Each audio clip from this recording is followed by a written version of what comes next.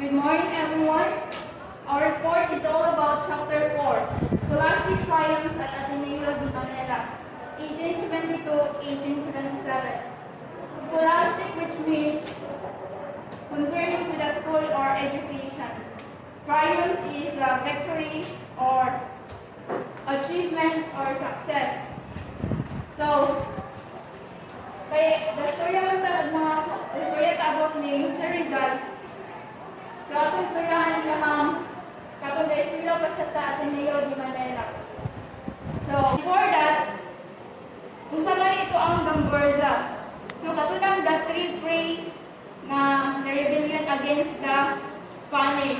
So, si Mariano Gomez, Jose Burgos, Jacinto Zamora, wala sila katong the three praise. Then, why is it Doña Teodora is in prison? So, si Doña Teodora na-priso siya tungod kay iyang tried to poison the wife of his brother. So, 4 months after the martyrdom of Gamborza and with Doña Teodora spent in prison, Jose had not yet celebrated his 11th birthday. Was sent to Manila. He studied in Ateneo Municipal, a college under the supervision of Spanish Jesus. This college was a better rival of the Dominican-owned College of San Juan de Letran.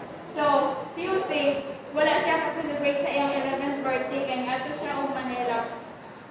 Then, San Juan de Letran, muna siya a college of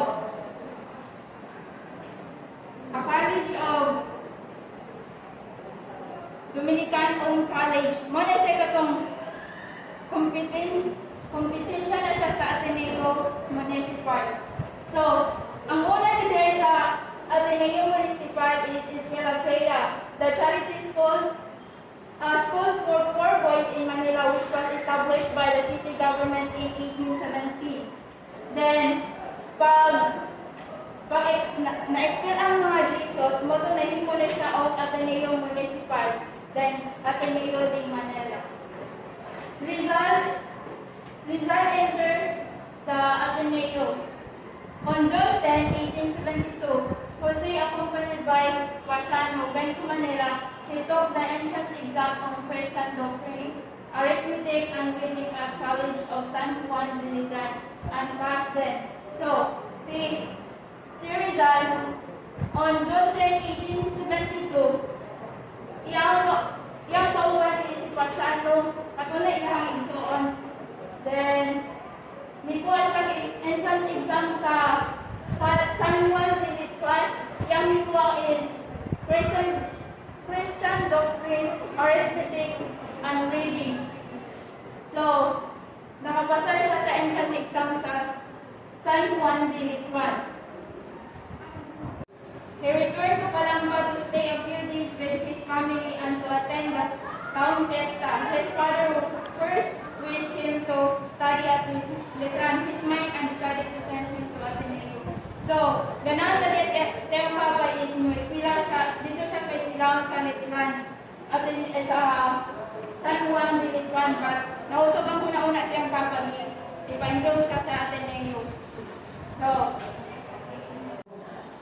Father Margin Ferrando, who was the college registrar of Ateneo Municipal, refused to admit. So, si Father Margin Ferrando muna siya registrar sa Ateneo Municipal.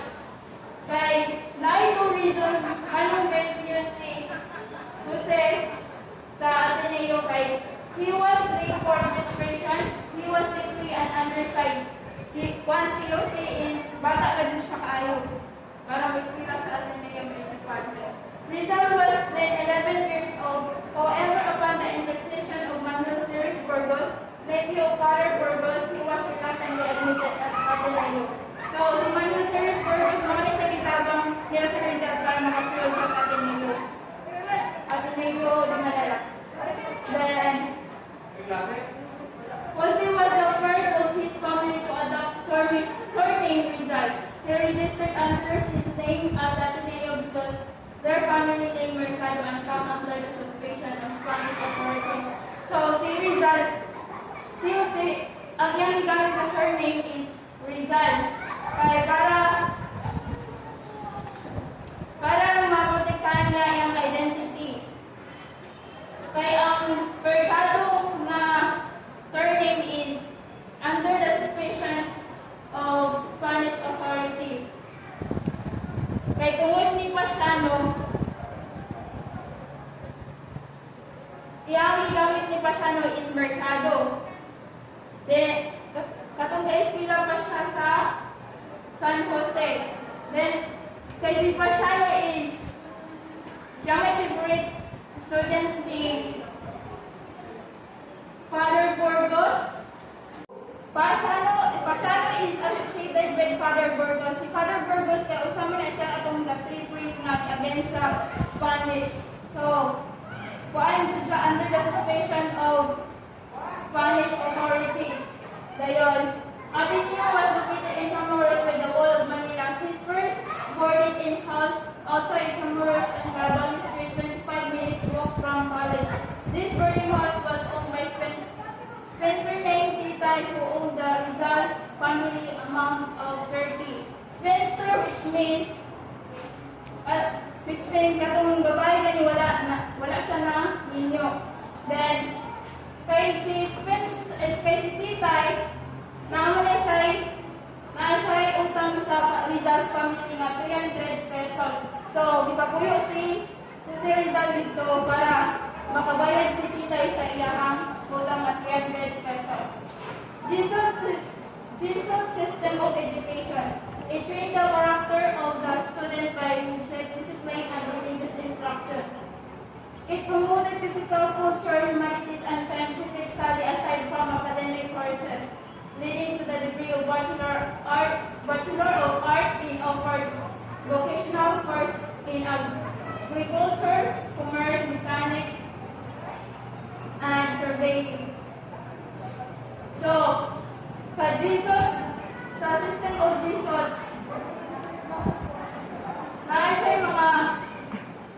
yung mga kuwan dito is degree Bachelor of Arts offered Bachelor of Agriculture, Commerce, and Mechanics. Students were divided into two groups, namely Roman Empire and Carthaginian Empire. Sa sulod sa ilang espilahan, naabing niya dua ka groups. Kanang dua ka groups mo, which is Roman Empire and Carthaginian Empire. Roman Empire is consisting of the imperial borders, and Carthaginian Empire is composed of the non-borders. So, ang Roman Empire mo ni siya katong blue banners. Ano mga distinct banners? Ang Roman Empire is blue banners and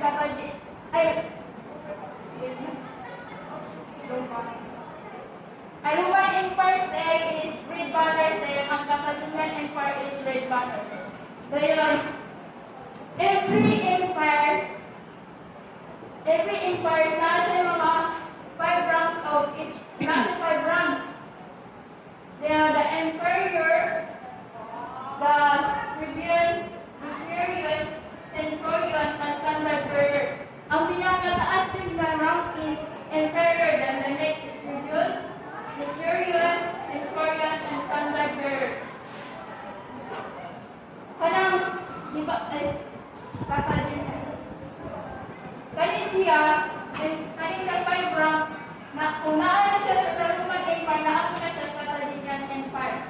The Ateneo student in Rizal times wore a uniform with consisting 10 fabric trousers and striped cotton coat.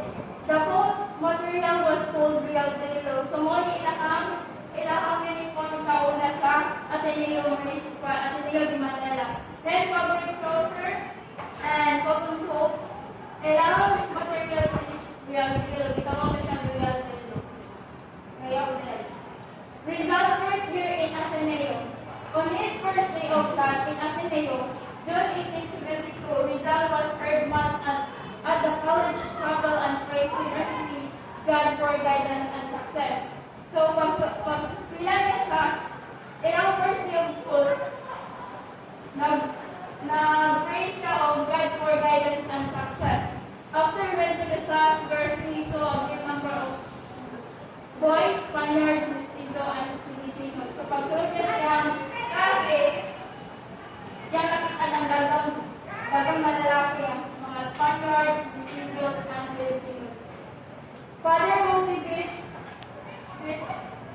Rizal, first professor in Ateneo. A tall, thin man with a bad Greece-like bent and forward, hard walk and eccentric face. So, ang iyang first professor is whose father was the great Santa Isabel College. Rizal took private lessons in Santa Isabel College to improve his Spanish language during the noon recess. He paid three pesos for those extra Spanish lessons. So kay Rizal kay di ko man siya maayos sa Spanish ni kuha siya private lessons sa Santa Isabel College para ma-improve niya ang Spanish language. Kaya magbayad siya o 3 pesos those extra Spanish lessons. So, on the second half of her first year in Ateneo, Rizal did not try hard enough to retain his academic supremacy, which he held during the first half of this term. Stewart became the recited some remark of his professor. He played the end of the year, although his grades were still marked as excellence. So, kay si Rizal kay Imperial man siya sa Catalonian Empire. Pagka second half of his first year, sa buwan pa na kay grade 1, I think, in second semester. So, na-place siya sa second. And yung grade is still marked as excellence. That's all. So let's continue. Summer vacation ended 1873. At the end of the school year in March 1873, Rizal returned to Calamba for summer vacation. He did not particularly enjoy his vacation because his mother was in prison. To cheer him up, his sister Nending or Saturina brought him to Tanawan with hair. This did not cure his melancholy. Without telling his father, he went to Santa Cruz and visited his mother in prison. He told her brilliant grades at Ateneo. She gladly embraced his favorite son. So in summer vacation, Rizal returned to Calamba for his vacation. But during his vacation, he did not particularly enjoy his vacation because his mother was in prison. Her sister brought him to Tanawan to have fun, but this did not cure his melancholy. So in the same melancholy, it is a feeling of pensive sadness. So when Rizal visited her mother, he told about his brilliant grades and her mother was embraced too. When summer vacation ended, Rizal returned to Manila for his second year term in the Ateneo. This time, he boarded inside Intramuros of number 6 Malagan Street. His landlady was an old widow named Doña Pepay who had a widowed daughter and 4 sons. So after the summer, Rizal returned to Ateneo for his second year. He boarded inside the Intramuros of number 6 Malagan Street. Doña Pepay is the owner of the apartment. And second year in Ateneo, 1873-1874. Nothing unusual happened to Rizal during his second term in the Ateneo, except that he repented having neglected his study the previous year simply because he was offended by the teacher remarks. So to regain his class leadership, he studied harder. Once more, he became imperial. So in second year, Rizal had the same professor as in the previous year. That's why he regrets and suffering his study in the previous year because he was offended by the teacher remarks. So to retrieve his lost class leadership, he studied inferior and once more he became an inferior or a highest rank. So let's proceed to prophecy of mother's relief. Rizal lost no time in going to Santa Cruz in order to visit his mother in the provincial jail. He cheered up Doña Teodora's lonely heart with news of scholastic triumphs and Ateneo and with funny tales about his professor and fellow students. The mother was very happy to know that her favorite son was making such splendid progress in college. So, and purposely, Rizal immediately go to Santa Cruz in order to visit his mother. He cheered up his mother, Doña Teodora, about his scholastic triumphs and funny tales about his professor and fellow students. So, and her mother was very happy, of course, of his achievements. So, in the first of their conversation, Doña Teodora told her son of her dream the previous night. Rizal, interpreting the dream, told her that she would be released from prison in 3 months' time. Doña Teodora smiled, thinking that her son's prophecy was a mere boyish attempt to console her. So, in the middle of their conversation, her mother told her dream to Rizal in the previous night, and Rizal, interpreting the dream of her mother, that her mother would be released in prison. So, Doña Teodora, but Rizal prophecies become true. Barely 3 months passed, and suddenly Doña Teodora was set free. At that time, Doña Teodora was already in Manila, attending his class at Ateneo. So, of course, Doña Teodora was happily back in Calamba. But even more proud of her son, whom she likened to the youthful Joseph in the Bible in his ability to interpret her dreams. So, Doña Teodora compared Rizal's ability to interpret dreams to Joseph's son of Jacob. So, and they age interest in reading. It was during the summer vacation in 1874 in Calamba when Rizal began to take interest in reading romantic novels. As a normal teenager, he became interested in love stories and romantic tales. The first favorite novels of Rizal was The Count of Monte Cristo by Alexander Dumas. This novel is a thrilling novel that made a deep impression on him. His boyish imagination was stirred by the sufferings of Edmond Dantes, which is the hero in prison. His spectacular escape from the dungeon of Château-d'If, his finding a buried treasure on the rocky island of Monte Cristo, and his dramatic revenge on his enemy who had wronged to him. So when we say Château-d'If is an old island prison off the coast of Marchand, it was made legendary by Alexander Dumas in his classic novel, The Count of Monte Cristo. So, Rizal read numerous other romantic novels with a deep interest. The reading habit helped him to enrich his fecund mind. So, as a voracious reader, he read not only fiction but also non-fiction. So, when we say fiction, it is the one that is based on imagination and fantasies. Against non-fiction implies the form of writing with talks about real events, people, and facts. So, he persuaded his father to buy him a costly set of Cesar Cantos' historical work entitled Universal History. So, according to Rizal, this valuable work was a great aid in his studies and enabled him to win more prizes in Ateneo. Later, Rizal read Travels in the Philippines by Dr. Fyodor Jabor. So Dr. Fyodor Jabor is a German scientist traveler who visited in the Philippines in 1859 to 1860.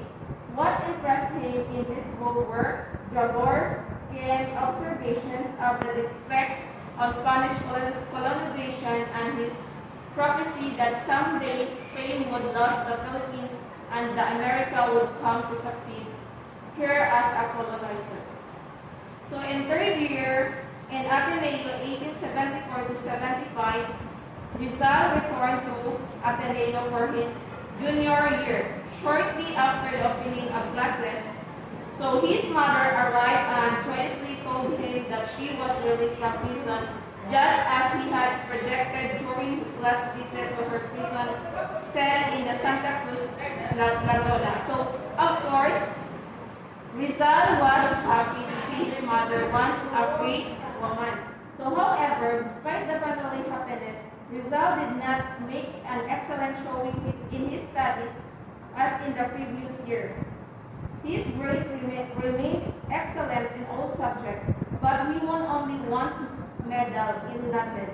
He failed to win the medal in Spanish because his spoken Spanish was not fluently sonorous. He was beaten by a Spaniard who naturally could speak Spanish with fluency and with the right accentation. At the end of the school year, March 1875, Rizal returned to Calamba for his summer vacation. He himself was not impressed by his scholastic honor. So, in third year, Rizal was not impressed by his scholastic works because of his Spanish work is not fluently sonorous. That's all. Let's proceed to fourth year in Ateneo, 1875-76. After a refreshing and a happy summer vacation, Rizal went back to Manila for his fourth year course. On June 16, 1875, he became an interno in the Ateneo. One of his professors this time was Father Francisco Paula Sanchez, a great educator and scholar. Father Paula Sanchez, Francisco de Paula Sanchez, the Spanish Jesuit, but Rizal's favorite teacher in Ateneo, where the same Christ taught literature. It was under Father Sanchez that the young Rizal learned the Greek and Latin classics. He inspired the young Rizal to study harder and to write poetry. He became an admirer and friend of the slender Calamba lad whose God-given genius he saw and recognized. On his part, Rizal had the highest affection and respect for Father Sanchez, whom he considered his best professor in Ateneo. In his historian memoirs, Rizal wrote of Father Sanchez in glowing terms, showing his affections and gratitude. He described his Jesuit professors as model of uprightness, earnestness, and love for the advancement of his pupils. Inspired by Father Sanchez, Rizal resumed his studies with vigor and says he topped all his classmates in all subjects and won 5 medals at the end of the school term. Rizal returned to Calamba for his summer vacation, March 1876, and proudly offered his 5 medals and excellent ratings to his parents. He was extremely happy, for he was able to repay his father somewhat for his sacrifices. Last year in Ateneo, 1876-77, after the summer vacation, Rizal returned to Manila in June 1876 for his last year in the Ateneo. His studies continued to fare well. As a matter of fact, he excelled in all subjects. The most brilliant Athenian of his time, he was truly the pride of Jesus. Rizal finished his last year at Ateneo in a blaze of glory. He obtained the highest grades in all subjects: philosophy, physics, biology, chemistry, language, mineralogy, or etc. Graduation with the highest honors. Rizal graduated at the head of his class, his scholastic records at the Ateneo from 1872 to 1877 were as follows. In commencement day, March 23, 1877, Rizal was 16 years old, received from his alma mater, Ateneo Municipal, the degree of Bachelor of the Arts, with the highest honors. It was a proud day of his family, but to Rizal, like all graduates, commencement day was a time of bittersweetness. A joy mellowed with poignancy. The night before graduation, his last night at the college dormitory, he could not sleep. Early the following morning, the day of graduation, he prayed fervently at the college chapel and committed my life, as he said, to the Virgin, so that I should step into the world which inspired me with so much terror. She would protect me. Extracurricular activities in Ateneo Rizal. Unsurpassed in academic triumphs, was not a mere book form. He was active in extracurricular activities. An emperor. Inside the classroom, he was a campus leader outside. He was an active member, latter secretary of a religious society.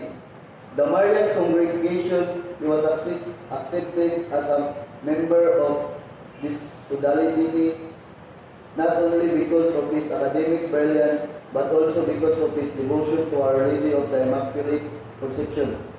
The college patroness,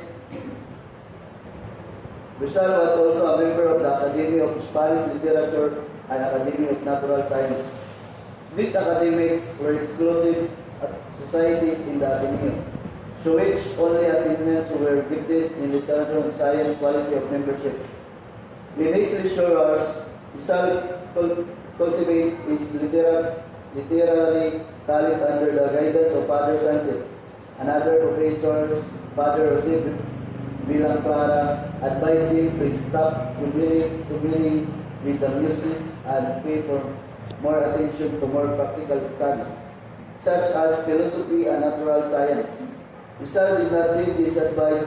He continued to solicit Father Sanchez help in improving his poetry. Aside from writing poetry, he devoted his spare time to fine arts. He studied painting under the famous painter Agustin Saiz and sculpture under Romualdo de Jesus, noted Filipino sculptor. Both of Master honored him with their affection, for he was talented pupil.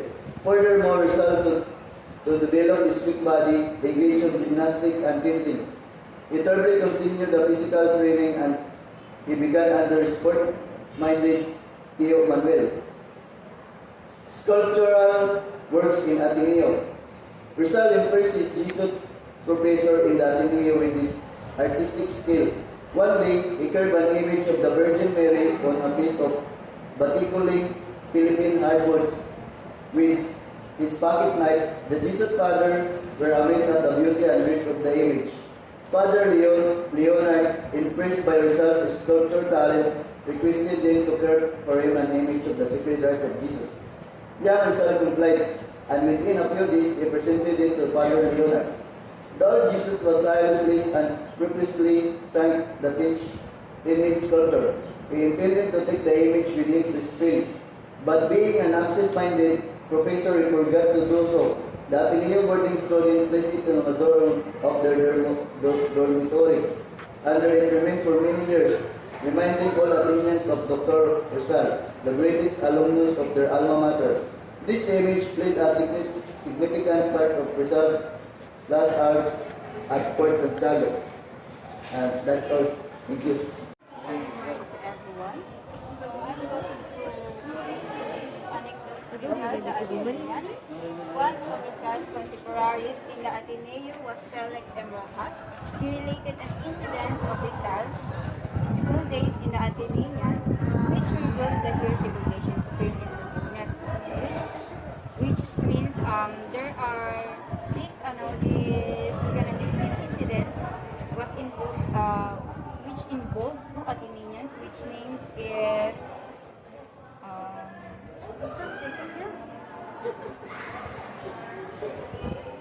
Manzano and Lasaka. Well, they are brutally throwing books to each others, and one of the books who thrown by one of them was hit by the face of Rizal, and this caused some simple incidents which the classmate of Rizal brought him to the clinic of their schools, and for the several days he undergo basic treatments of his wound. So the another anecdote is that the Athenian was related by Manuel Ceres Burgos, in whose house Rizal boarded shortly before he became internal in the Ateneo. This anecdote illustrates Rizal's predilections to help the helpless as a risk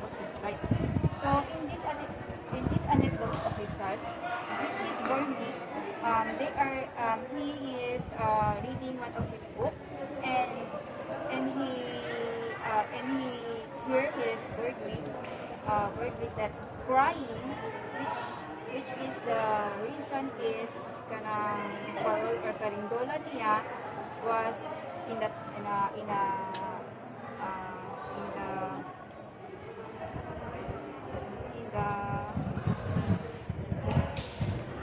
boys flow their kites from the azotea. So young Rizal helped this young boy because he's crying for his kite, and the some of boys who see it, they are laughing on them. So he managed to get the kites and give it back to the boys. So my first inspiration, this poem written in Ateneo Official. So we will talk about naman now sa mi primera inspiration, which means my first inspiration. So this poem written by Rizal during his young age. I think he was 13 before he was 14. It indicates that he was 14 years old. He wrote this poem. But also this one, this is his first written poem and inspired by his mother. He wrote this poem during or for his mother's birthday, which is Teodora Alonso Realenda.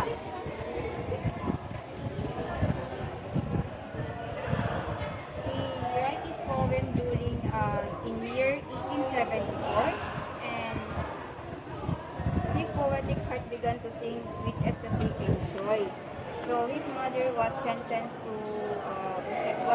before, so he did not continue to write a poem. But after his mother released in the prisons, he started to follow and to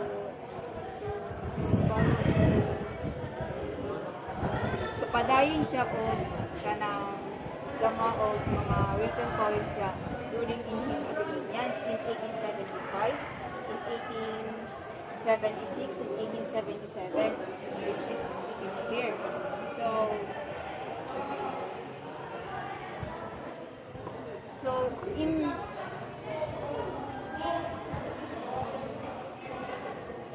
So this is the very important part of his kaning year in his poems. In 1877, he wrote more poems. It was his last year in the Atenean. And among the poems written that year were El Heroisme de Colon, The Heroisme of Columbus. This poem praised Columbus, the discovery of America. And furthermore, it's about educational, war, people, and more. So this first inspiration niya, iyang mother ang nag-expose sa talent niya sa paggama ng poem, and it proceeded by his fathers who teaches as well. So that's all. Thank you. Good morning, the report. New education are motherland reserve life. Background, Rizal wrote the poem in April 1, 1876 at the age of 15. It was written in Ateneo de Municipal in Manila. The poem was written during the Spanish government. Rizal and the poem. This is the noble benefit of an enlightenment citizen. Enlightenment treatment, alam siya pa ng government. Then, he recounts the demands for certification, obtained and education, and the rewards.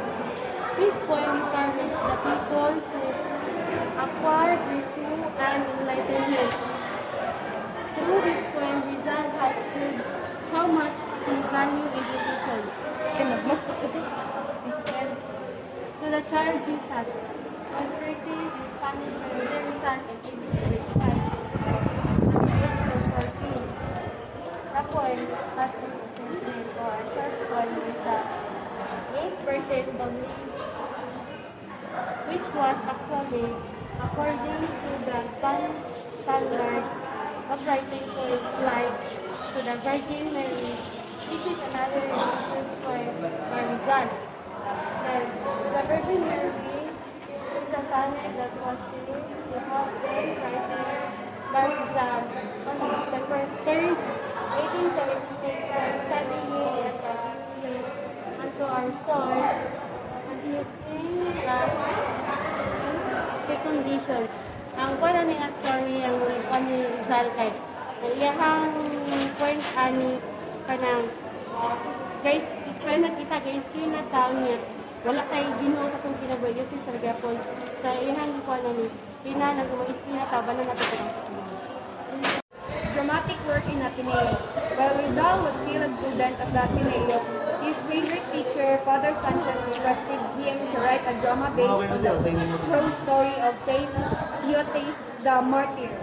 During the summer vacation of 1876, he wrote the requested religious drama in poetic verses at his home in Calamba and finished it on June 2, 1876.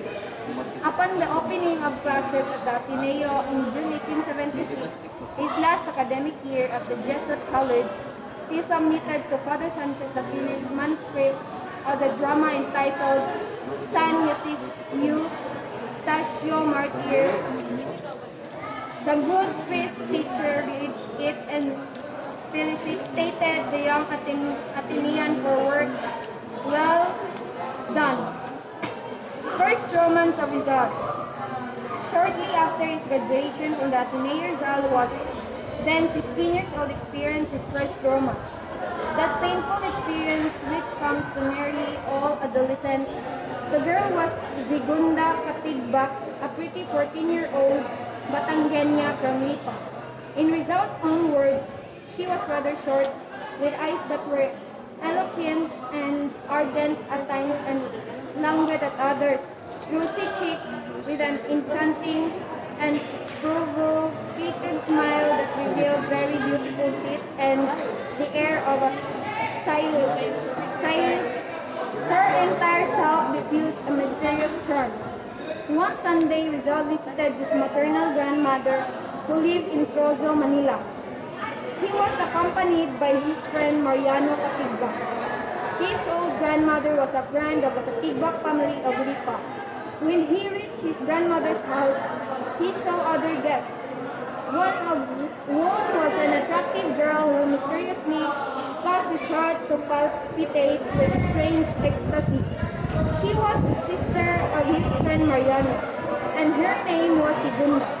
His grandmother's guests, who were mostly college students, knew of his skill in painting, so that they urged him to draw Segunda's portrait. He complied reluctantly and made a pencil sketch of her. From time to time, he reminisced later, she looked at me and I blushed. Rizal came to know Segunda more intimately during his weekly visit to La Concordia College, where his sister Olympia was a boarding student. Olympia was a close friend of Segunda. It was apparent that Rizal and Segunda loved each other.